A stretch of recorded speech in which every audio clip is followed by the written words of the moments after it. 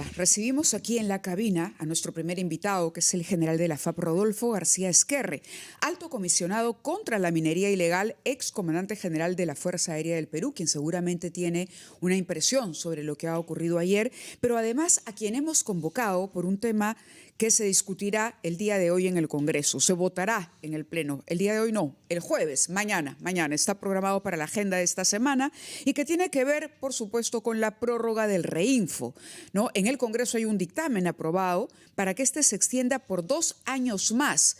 El gobierno, a través del presidente Gerí, se ha pronunciado. Él ha dicho que 2 años no es un plazo razonable, pero sabemos que en el Congreso, por la fuerza de los votos, aún cuando el Ejecutivo observara esta norma, pareciera que la suerte está echada a favor de una extensión. General, muy buenos días y bienvenido al programa. Muy buenos días, Mávila. Buenos días, Fernando. Buenos días. En principio, usted ha advertido que el precio del oro convierte a esta actividad en una actividad sumamente atractiva. En 2024, el Perú produjo 108 toneladas, pero exportó 200. Estamos hablando de 200 toneladas de oro. Y usted mismo ha hecho el análisis y ha dicho que esto revela pues, una brecha atribuida al oro ilegal y al contrabando. ¿Qué medidas se están tomando? ¿Cómo está trabajando usted desde la posición que ocupa como alto comisionado para enfrentar este problema subyacente y que nos ha traído como consecuencia además el desarrollo de un crimen organizado que no conocíamos en el Perú? Sí, muchas gracias, Mávila, por la pregunta. En primer lugar, es importante destacar mi agradecimiento por esta invitación porque de alguna forma nos permite que la población tome conocimiento de la verdadera magnitud y la verdadera gravedad del problema de la minería ilegal. Ahora, nosotros venimos trabajando en el marco de la comisión multisectorial que existe, que la preside el presidente del Consejo de Ministros, yo lo represento allí.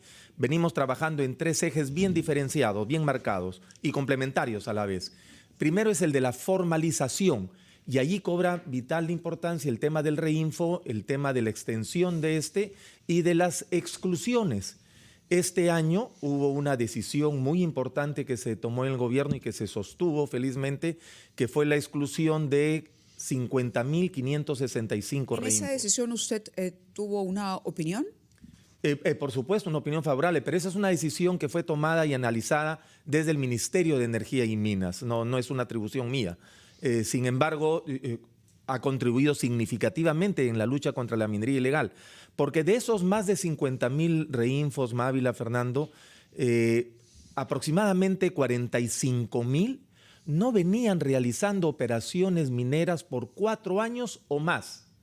Entonces eran Reinfos que estaban circulando, muchos de ellos seguramente mal utilizados por mineros ilegales, con algunos mineros informales que se prestaban para eso, porque siempre es importante hacer esa aclaración, no todos los mineros informales están vinculados a la minería ilegal, ahí tenemos que ser claros en eso. Pero se ha revelado un mercado también de Reinfos, es verdad. ¿Correcto? Entonces, cuando usted dice que esta cantidad tremenda, 45.000 nos ha dicho, que no estaban realizando actividad minera, es probable, y le dejo la pregunta de que esos Reinfos hayan caído en manos, entonces, de mineros ilegales. Por supuesto, muchos de ellos. Es la única forma de explicar lo que mencionaste al inicio, Mávila. ¿Cómo es posible que el Perú haya exportado bastantes más toneladas de lo que produce formalmente? Hablamos de más de 80 toneladas que se han exportado, cuya producción o cuya procedencia no es formal, no es legal. Si calculamos rápidamente esas 80 toneladas al precio del oro actual, que es más de $130 el gramo, es una cantidad de dinero tremenda la que se está perdiendo en recursos para el país. Por eso es que este problema de la minería ilegal es un problema que afecta realmente a todos los peruanos.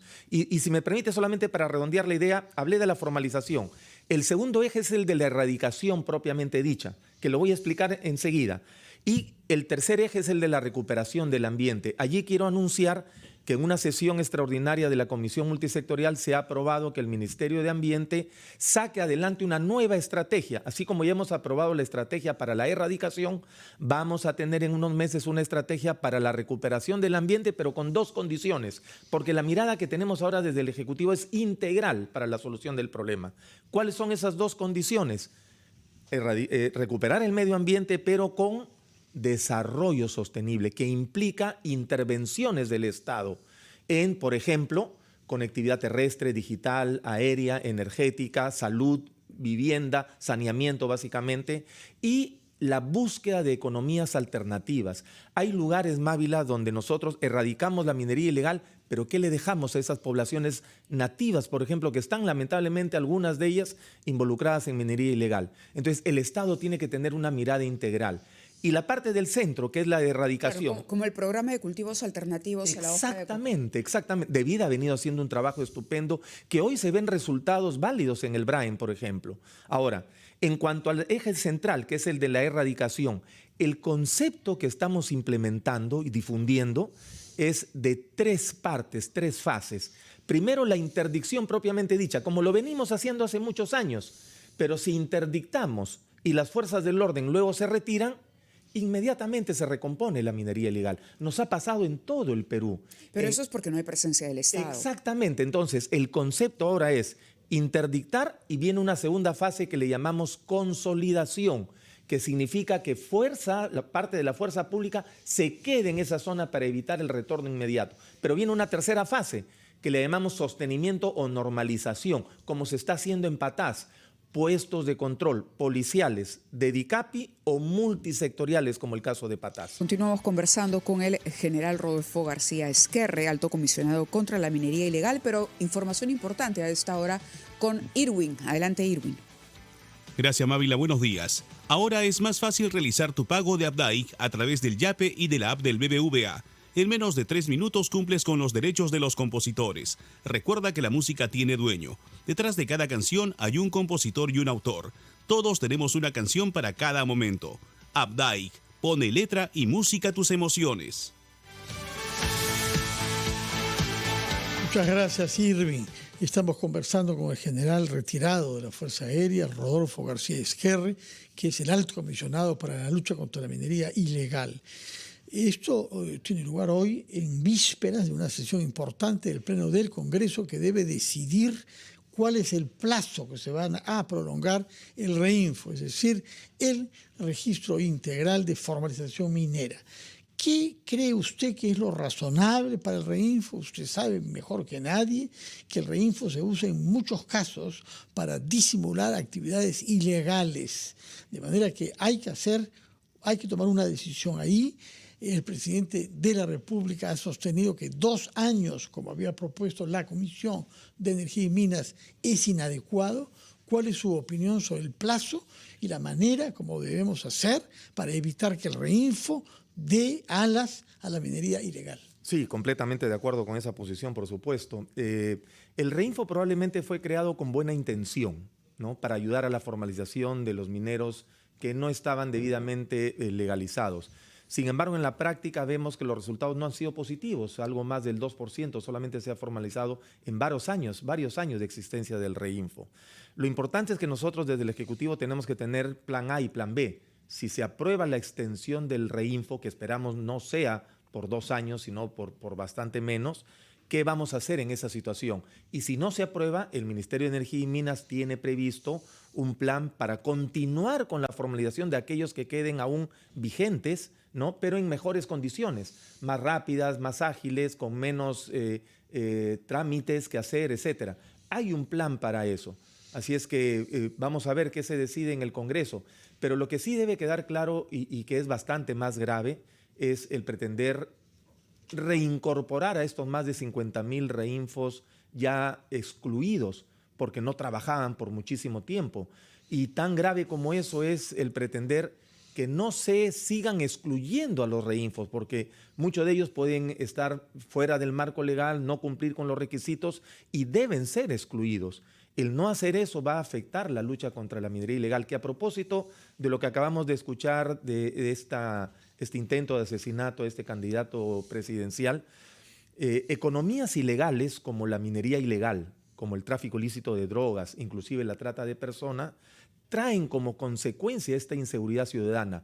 Por eso es que es tan importante enfrentar frontalmente estos delitos como la minería ilegal, porque son parte de las causas del problema severo que tenemos de inseguridad ciudadana, donde, como decía, en la parte de erradicación, que es donde trabajan muy activamente instituciones como nuestra Policía Nacional, sobre todo Medio Ambiente, la Dirección de Capitanías y Guardacostas de la Marina de Guerra y la Fiscalía Especializada en Materia Ambiental, este año han llevado a cabo, Mávila, Fernando, 960 operativos hasta el 30 de noviembre, con un monto de material interdictado, sea destruido la mayoría o decomisado, que supera los 3.700 millones de soles. Entonces, no es poco, siempre lo digo de esta manera, no es poco lo que se viene haciendo. Sin embargo, esta mirada integral que tenemos ahora desde el Ejecutivo nos dice que no es suficiente las interdicciones. Tenemos que seguir interdictando y este rol que cumplen estas instituciones es muy importante,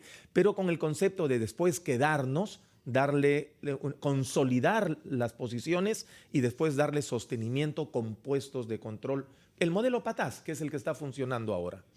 Muy bien, general, tomamos nota de lo que nos ha dicho y sobre todo del hecho que cuando hay tanto dinero negro, producto de una actividad ilegal como la minería ilegal, termina por buscar dónde dispersarse y eso, según usted, está en la base de los diversos conflictos por tráfico de terrenos que hay, sobre todo en la costa peruana y que se ha sin duda materializado en el atentado contra el señor Rafael Belaúnde Llosa el día de ayer.